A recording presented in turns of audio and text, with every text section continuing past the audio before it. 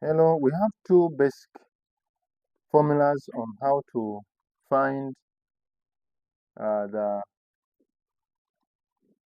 as we are comparing fractions. We have two basic formulas that we use when we have numerators that are the same or denominators that are the same. When we have the denominators which are the same, like 7 and 7, we look at the numerator. The higher the numerator, that's the higher the fraction. The fraction which is bigger can be determined by the bigger numerator if you have the same denominators. Now, this one will tell us that 4 over 7 is way bigger than 3 over 7. But we can prove this also by using cross products. So take 3 times 7. Here, when we take 3 times 7, we have 21. And when we take 7 times 4, we have 28. So that shows us that 3 over 7 is smaller than 4 over 7.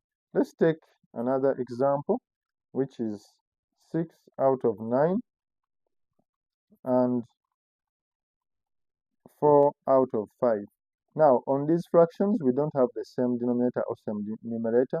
We'll use cross products. 6 times 5, we have 30. And then 9 times 4, that is 36. This shows us that still this fraction is smaller than this one. So we put our less than hand sign. Then on number 3, example 3, we have now 4 out of 8 and 4 out of 5.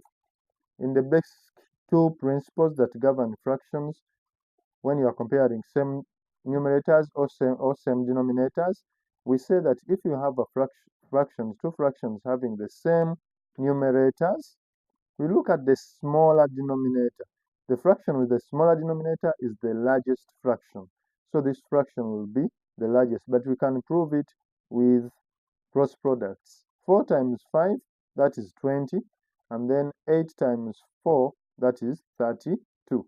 So we see that this fraction is greater than the other one. Then in the comment section, I want you to go there and compare for us these two fractions, 2 out of 3 and 2 out of 5. Put your answer in the comment section. Thank you.